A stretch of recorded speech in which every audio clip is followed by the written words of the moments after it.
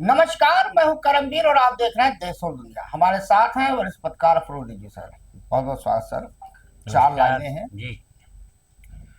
कि कभी याद आए तो पूछना, कभी याद आए तो पूछना अपनी सुनी सुनी शाम से, किसे इश्क था तेरी बात से, किसे प्यार था तेरे नाम से। वाह वाह वाह, बहुत खूब।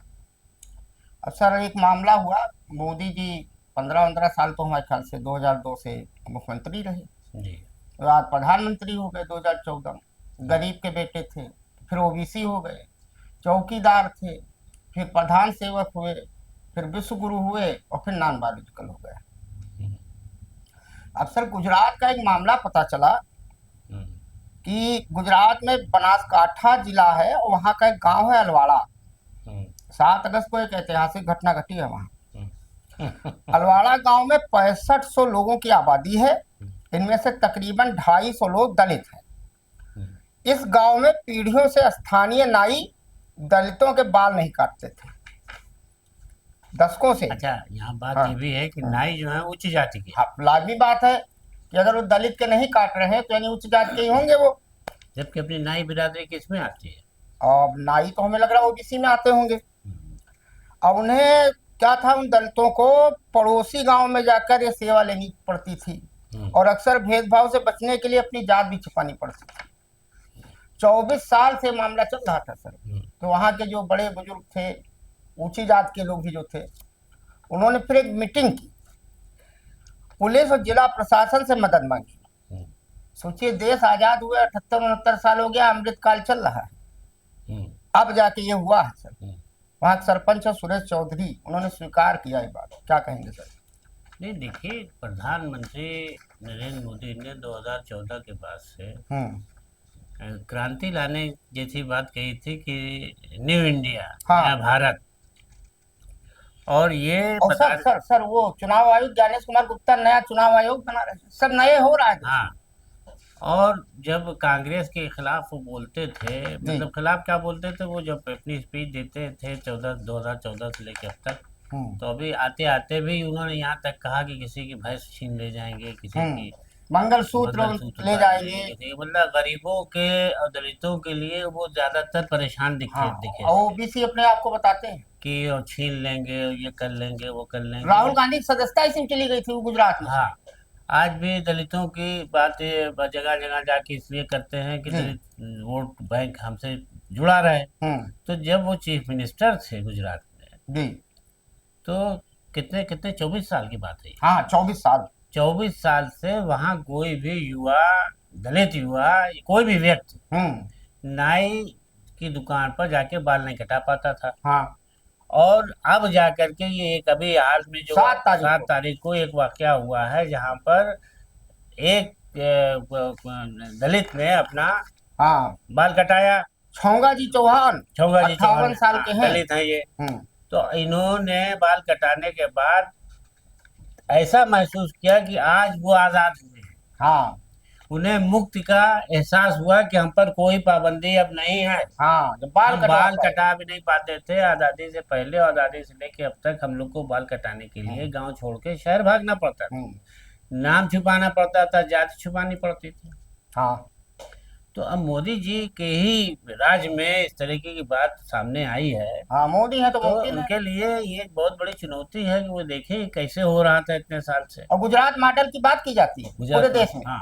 और वो अब जाकर के उस जाति के लोगों में जैसे राहत की सांस महसूस की जा रही है कि अब हम भी यहाँ पर आम नागरिकों के तरीके से जन सामान्य की हैसियत रखते हाँ। हैं, और हमारा भी बाल कटना अब मान्य हो गया हाँ, है कि हम मदर ऑफ कटा सकते हैं। डेमोक्रेसी में ये अब हाल कोई था। रोकेगा नहीं। हालांकि अभी भी, बहुत सारे अभी भी जगह है। गांव में आप देखिए कि दरवाजे से बारात नहीं जा सकती, घोड़ी चढ़ के दूल्हा नहीं हाँ, जा सकता। अक्सर से ऐसी खबरें आती हैं, अक्सर आती हैं हाँ। ऐसी खबरें। तो बहरहाल अब ये कि मोदी जी का राज है वो। मोदी है तो मुमकिन है। अब मोदी जी सर एक योजना लाए थे, हमें भी नहीं समझ में आया, आपको भी नहीं समझ में आया। कांग्रेस भी ये योजना अपने घोषणा पत्र में लाई थी 2024 के, कि हम नौकरी देंगे सबको। तो मोदी जी ये पिछले साल लाए थे, निर्मला सीतारमण ने बड़ा जोर शोर से बजट में भाषण में कहा था कि जो कंपनियां इंटर्नशिप देंगी वो पैसा उनको दिया जाएगा। अब मोदी जी लाए है योजना कि पहली नौकरी पर 15,000 रुपया देंगे, ये भी 15 अगस्त को उन्होंने कहा है। प्रधानमंत्री विकसित भारत रोजगार योजना पोर्टल पोर्टल चल नहीं रहा है, 3 दिन से हम भी खोज रहे हैं। 2 पार्ट में है। 1 जुलाई 2025 के बाद से 31 जुलाई 2027 के बीच में पहली नौकरी पाने वाले युवाओं को सरकार 15,000 रुपए की सहायता देगी।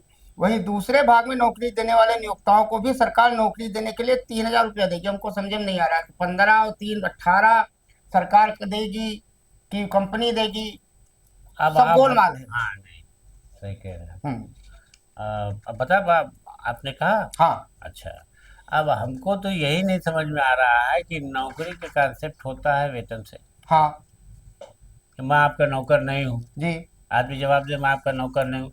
नौकर का मतलब होता है कि पेट तुमको वेतन मिलता है तो काम करता है। हाँ इसीलिए मना करता है ना कि साहब मैं आपका नौकर थोड़ी हूँ, जी मैं काम कर जाओ आप कहिए हम कर दें। हम्म तो जब यहाँ नौकरी देने की बात है हम्म कि नौकरी प्राप्त करने पर हम 15,000 देंगे, तो हम्म भाई नौकरी में तो वेतन पाएगा ना। हम्म, उस सही बात। योजना में आपने क्लेरिफाई नहीं किया कुल है। मिला के समझ में नहीं आ रही है कुछ कि योजना। हाँ बहुत उलझा देने वाली योजना है। हाँ हालांकि जहाँ तक हम समझे हैं वो हम्म, ये समझे हैं कि जब बेरोजगारी की बात बहुत ज्यादा देश में उठने लगी और जो इन्होंने वादा किया था कि कितने करोड़ हाँ इस रुपए समय घिरे भी हैं, लोगों को राहुल साल गांधी में घेरे हैं। देंगे, तो इन्होंने एक ये तो तरकीब सरकार ने निकाली थी हम्म कि प्राइवेट इंस्टीट्यूशंस को ये वो प्रोत्साहित करने के लिए किया था कि तुम युवाओं को बेरोजगारों को अपने यहाँ बतौर अप्रेंटिसशिप रखो हम्म और हम तुमको इतना डोनेशन देंगे, इतना हम्म दान देंगे, पैसा आर्थिक सहायता देंगे, तुम हम्म उनको 15-15,000 रुपए हम्म, सरकार की मदद से दो,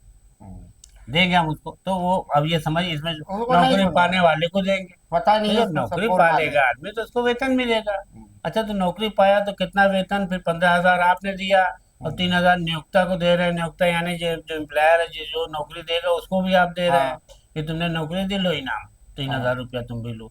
हाँ तुमने नौकरी पाली, लो 15,000। ये भी कौन सी योजना है? और करोड़ों का राहुल प्रोजेक्ट गांधी है। ने ये बात कही थी हाँ कि बेरोजगारों को जब तक नौकरी नहीं मिलेगी तब तक मैं उनको हम्म, कितना हजार रुपए दूंगा। हाँ उन्होंने एक योजना वो जरूर हाँ कांग्रेस ने अपने चलाई थी। विधान अपने उसमें घोषणा पत्र में रखा था। हाँ, कि हम देंगे। और अब इसमें 99,446 करोड़ रुपया का योजना है ये, 2 साल की अवधि में। नहीं तो सरकार को कायदे से युवाओं को बताना चाहिए कि कौन सी नौकरी हम पाएंगे।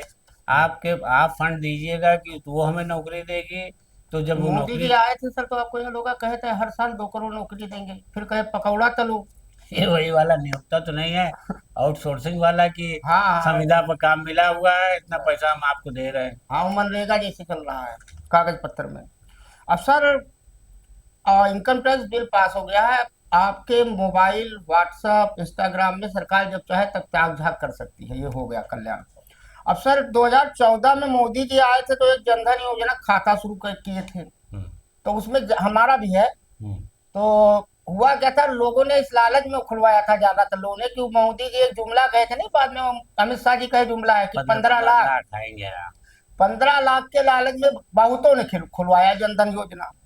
अब संसद में जवाब में पता चला कि हर परिवार को बैंक से जोड़ा जा सके इसलिए था। अब सरकार ये बता रही है कि 23% जनधन खाते अब निष्क्रिय हो गए, 23%। प्रधानमंत्री जनधन योजना से जुड़े सवाल पर वित्त मंत्रालय ने बताया है कि अब तक 56 करोड़ खाते खोले जा चुके हैं, जिनमें से 23% निष्क्रिय हैं। पंकज चौधरी वित्त राज्य मंत्री हैं। उन्होंने कहा कि 31 जुलाई 2025 तक 56.03 करोड़ खाते खोले गए। इनमें से 23% यानी 13.04 करोड़ खाते अब निष्क्रिय हैं, यानी ये वो वही हैं जो 15 लाख के चक्कर में खुलवाए थे। और इस योजना की शुरुआत 28 अगस्त 2014 को की गई थी।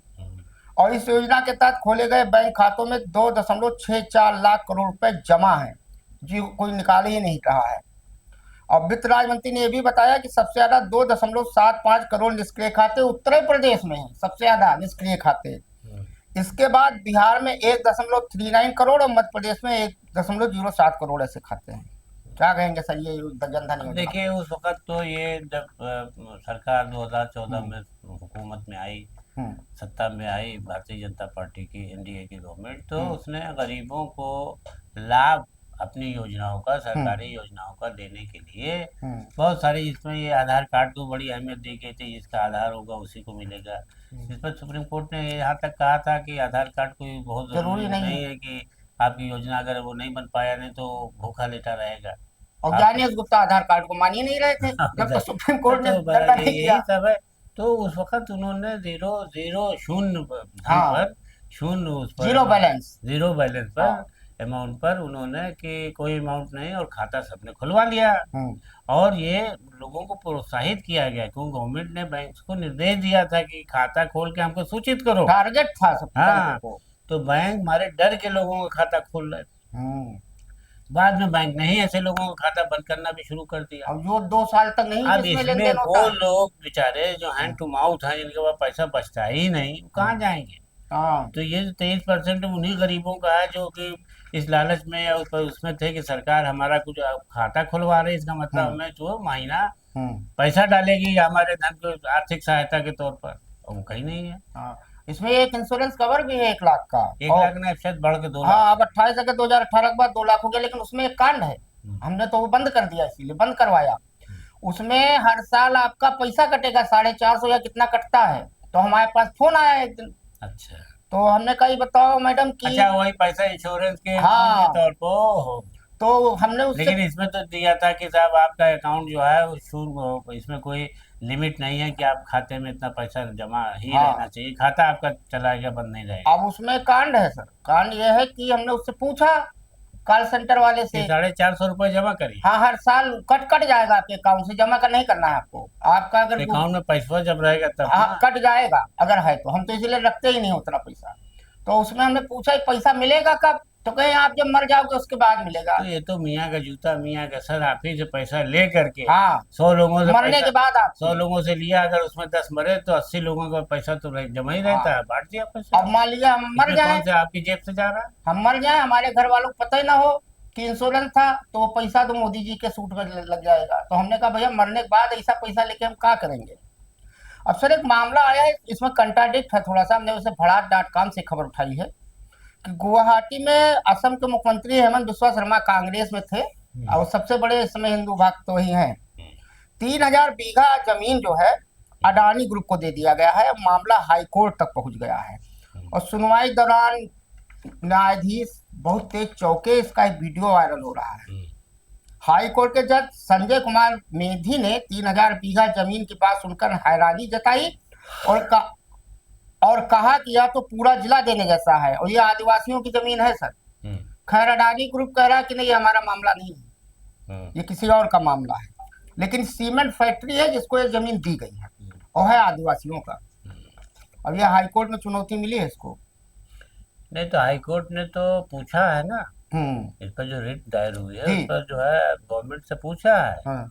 असम गवर्नमेंट से, कि आप बताएं कि किस कानून के तहत जमीन आपने अडानी ग्रुप को दी है। दीमा हसाओ जिला संविधान। हाँ, और ये जो है ये आदिवासियों की जमीन है जो आप कायदे से दे नहीं सकते, नहीं दे सकते हैं। प्रतिबंधित है, उस पर आप नहीं कोई कानून लागू करके उसे दे सकते, क्योंकि गरीबों की जमीन तो यूं ही बचाने की उनके भूमि हीन है उनको पास। छत्तीसगढ़ में दे दिया नक्सली, पता नहीं कितना जंगल कटवा दिया अडानी के लिए सर।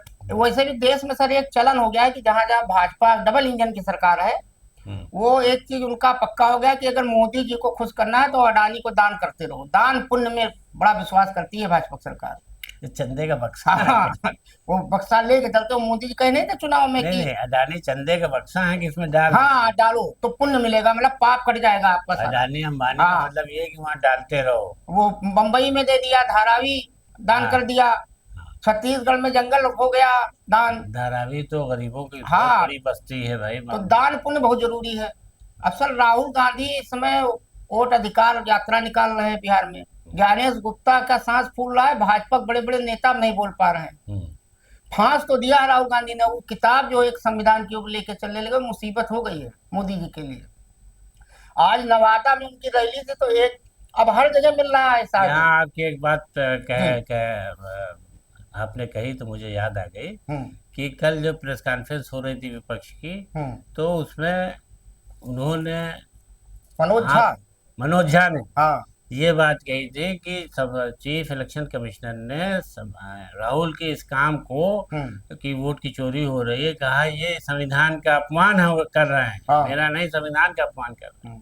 तो उन्होंने कहा कि ये संविधान जो है उसी ने ताकत राहुल गांधी को भी दी है, और उसी संविधान ने ताकत आपको भी दी है। हाँ, कि आप ये काम करो, और आप एलओपी कुछ भी कह दो। और आप गड़बड़ करो, आप पर आदमी उंगली उठा दो, तो संविधान का अपमान हो रहा है। धमकी दे रहे थे ज्ञानेश गुप्ता एलओपी को। तो वो संविधान जो लेके निकले हैं, तो वो बता रहे हैं कि ये शक्ति जनता की है, इसमें हाँ, ये जनता की शक्ति किताब है कि जिसके तहत उनको सारे अब अधिकार पूरा है। विपक्ष अब लेके चल रहा है वो किताब। हाँ, तो आप ये कह रहे हैं कि संविधान का अपमान कर रहे हैं। तो मनोज झा ने बड़ी अच्छी बात कही कि हाँ, राष्ट्रीय जनता दल के कि वो आप जो है वो संविधान के बाद संविधान के तहत तो आपको भी अधिकार मिला होगा, और एक हफ्ते में कह आप रहे हैं संविधान थोड़े ही हैं। और ज्ञानेश गुप्ता कह रहे थे एक हफ्ता माफी मांगे राहुल गांधी, नहीं तो देश माफ नहीं करेगा। कहा था कि जैसे लोग कह देते थे कोई बात, तो कहते थे कि मोदी जी को कहना कि मतलब देश को आपने कह दिया। हाँ, तो उन्होंने कहा कि मोदी देश थोड़ी है, हाँ, मोदी मोदी है, हाँ, सही बात है। आप देश थोड़ी हो जाएंगे।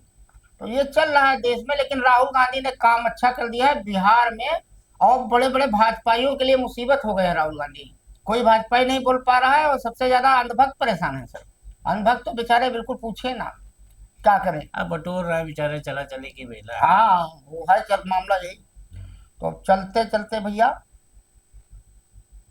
एक छोटी सी रचना है कि जिंदगी की रीत कुछ ऐसी है, जिंदगी की रीत कुछ ऐसी है, कुछ गलतियां तुम करोगे, कुछ गलतियां हम करेंगे। भुला पाओ, भुला पाओ उन गलतियों को तो कल का सूरज साथ देखेंगे। सुबह की रोटी साथ खाएं, बातों बातों में दो बात साथ कर जाएं। टीवी बंद करके अपने झगड़े सुलझाएं तो सालों साल हमारा बढ़ जाए। खुशी का वक्त कभी हमारा होगा, खुशी का वक्त कभी तुम्हारा होगा। अकेले रहना है या साथ में, हमें कम करना होगा जैसे जैसे बनानी है वैसे बन जानी है। बस जिंदगी की यार इतनी सी कहानी है, बस तुम समझे नहीं यही परेशानी है। तो आज के लिए इतना ही, धन्यवाद।